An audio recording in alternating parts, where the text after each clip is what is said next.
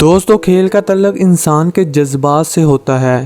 کوئی بھی کھلاڑی جب اپنے ملک کی نمائندگی کرتا ہے تو محض کھلاڑی نہیں بلکہ اس ملک کا ہیرو کہلاتا ہے۔ کھیلوں کی دنیا میں اکثر لڑائیاں جھگڑے دیکھنے کو ملتے ہیں، لیکن کچھ ایسے واقعات بھی ہوتے ہیں جو ہماری آنکھوں کو نم کر دیتے ہیں یا پھر لمبے عرصے کے لیے رنجیدہ کر دیتے ہیں۔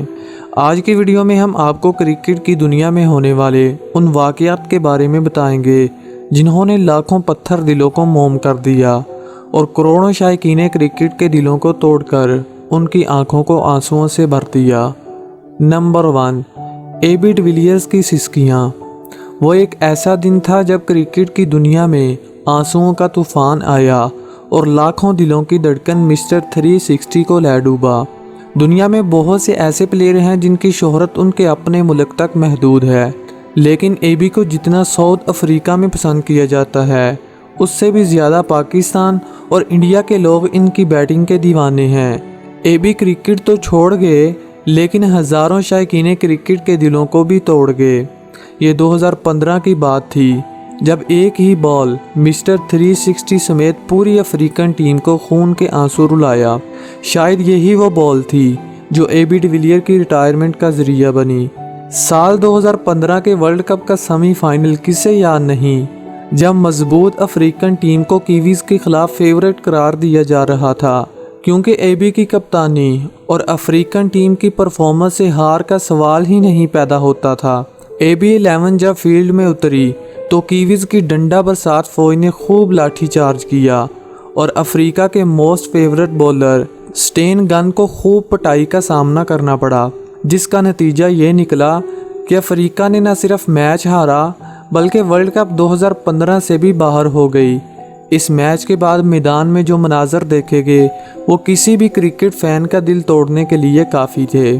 جہاں ایک طرف کیویز ٹیم سیمی فائنل کے جیتنے کا جشن منا رہی تھی تو وہیں دوسری جانب ساؤتھ افریقن ٹیم کی آہیں اور سسکیاں رکنے کا نام نہیں لے رہی تھی۔ ان مناظر نے نہ صرف ساؤتھ افریقن ٹیم بلکہ اے بی کے فینس کا بھی دل توڑ دیا۔ نمبر 2، بنگلہ دیش پلیئرز کرائم۔ دوستو اگر آپ ایک حقیقی کرکٹ لور ہیں تو یقیناً آپ لالا کی دھواں اننگ کو کبھی نہیں بھول پائیں گے، جب بوم بوم نے اپنا روایتی انداز اپناتے ہوئے ایشیا کپ 2014 کے ایک اہم میچ میں بنگال ٹائیگرز کے جبڑوں سے فتح چھین لی۔ اس غیر یقینی فتح کے بعد سارا شیر بنگلہ اسٹیڈیم آنسوؤں، سسکیوں اور آہوں میں بدل گیا۔ بنگالی حسینائیں زاروں قطار رونے لگیں۔ یہ ایک قسم کا سیمی فائنل میچ تھا۔ ان فارم بنگال ٹائیگرز نے ٹاس جیت کر بیٹنگ کا فیصلہ کیا اور مقررہ 50 اوورز میں 326 رنز کا پہاڑ جیسا ہدف دے دیا۔ اس ٹارگٹ کے بعد بنگال ٹائیگر کو اپنی فتح یقینی نظر آنے لگی۔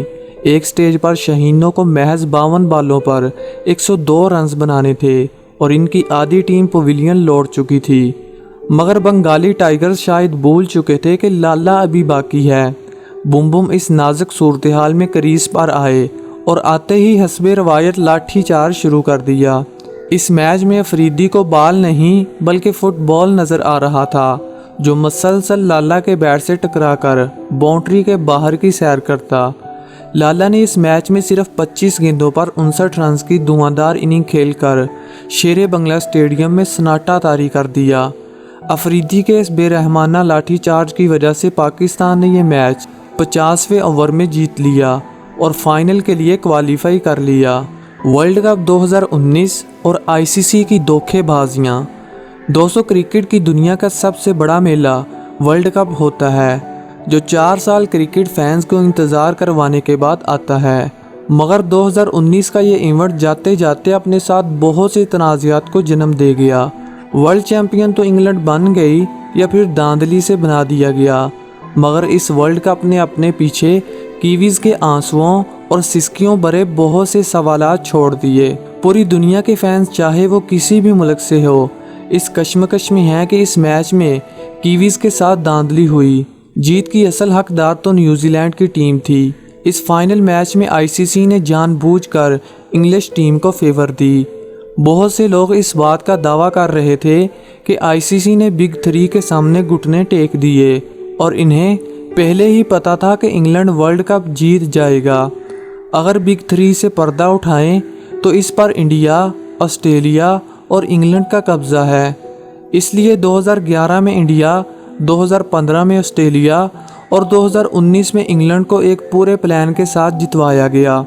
2019 کے فائنل میچ میں جب کیویز ٹیم جیتنے ہی والی تھی تو انگلش ٹیم کو اوور تھرو کے 4 رنز دے کر خود آئی سی سی نے اپنے ہی قوانین کی دھجیاں اڑا دیں۔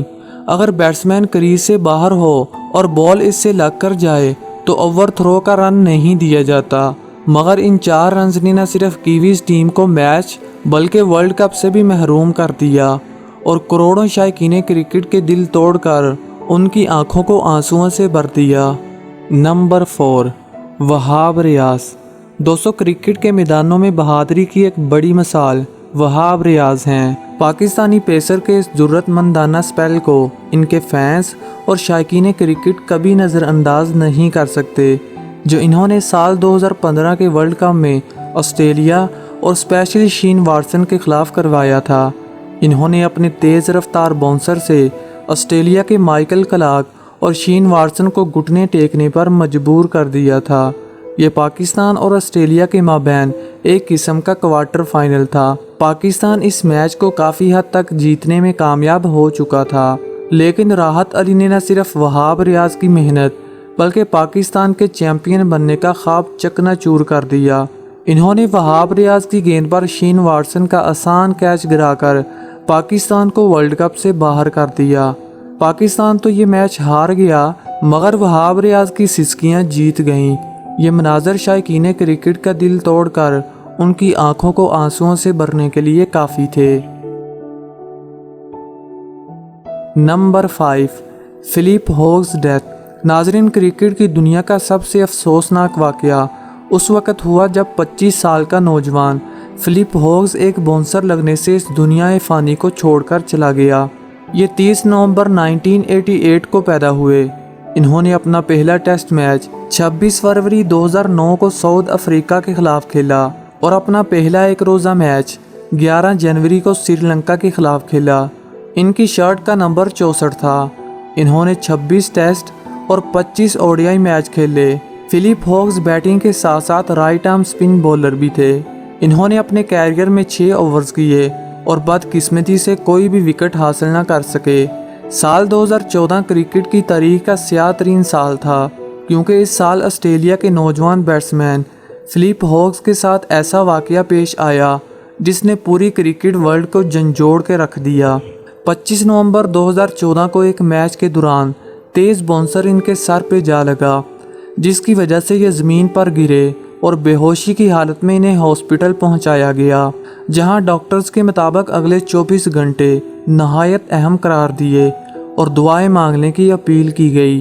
اس واقعے نے کرکٹ نیشن پر اتنا اثر ڈالا کہ ہر جانب فلپ ہوگز کی صحت یابی کے لیے دعائیں کی جانے لگی، مگر اس حادثے کے 2 دن بعد 27 نومبر 2014 کو فلپ ہوگز اس دنیا فانی کو چھوڑ کر چلے گئے۔ ان کی عمر اس وقت 25 سال تھی۔ ان کی موت نے کئی نامور کرکٹرز جیسے مائیکل کلارک اور ڈیوڈ وارنر کے کیریئر پر گہرا اثر ڈالا۔ اس واقعے کے بعد آسٹریلوی بولنگ لائن کافی متاثر ہوئی اور کئی عرصہ تک فاسٹ بولر باؤنسر کرنے سے ڈرتے رہے۔ کرکٹ کا یہ واقعہ شائقین کرکٹ کو جھنجھوڑ دینے اور رلا دینے کے لیے کافی تھا۔ انضمام ریٹائرمنٹ۔ دوستو، یہ 21 مارچ 2007 کا دن تھا جب کرکٹ کی دنیا میں مایہ ناز بلے باز سبز رنگ کی یونیفارم پہن کر میدان میں آئے۔ یہ زمبابوے کے خلاف ایک غیر اہم میچ تھا، کیونکہ پاکستان پہلے ہی راؤنڈ میں کمزور آئرش ٹیم سے ہار کر ورلڈ کپ سے باہر ہو چکا تھا۔ اس ٹائم انگلینڈ کی موجودہ کپتان آئن مورگن آئرلینڈ کی نمائندگی کر رہے تھے۔ ایک طرف آئرلینڈ سے بدترین شکست تو دوسری طرف کوچ باولکر کی اچانک موت نے کپتان انضمام اور ٹیم کو جھنجھوڑ کے رکھ دیا۔ پاکستان نے یہ میچ تو بڑے مارجن سے جیت لیا، مگر اس دن ٹیم پاکستان کو کئی بحرانوں سے نکالنے والے انضمام نے ریٹائر ہو کر کئی دلوں کو توڑ دیا۔ جیسے ہی ولیم نے ان کا آخری کیچ پکڑا تو ساری زمبابوین ٹیم اور قومی ٹیم نے آنسوؤں بھری آنکھوں کے ساتھ انہیں فیلڈ سے باہر رخصت کیا۔ ان حالات میں انضمام اپنے جذبات پر قابو نہ رکھ پائے اور دبے قدموں کے ساتھ گراؤنڈ سے باہر جانے لگے۔ ان کی آنکھوں میں اس دن شائقین کرکٹ نے وہ نمی اور آنسوؤں کا ایک طوفان دیکھا جو شائقین کرکٹ کو رنجیدہ کر دینے اور رلا دینے کے لیے کافی تھا۔ دوستو آج کے لیے اتنا ہی۔ کمنٹ سیکشن میں سب سے زیادہ ایموشنل مومنٹ کے بارے میں ضرور بتائیے گا۔ Thanks for watching. Good bye.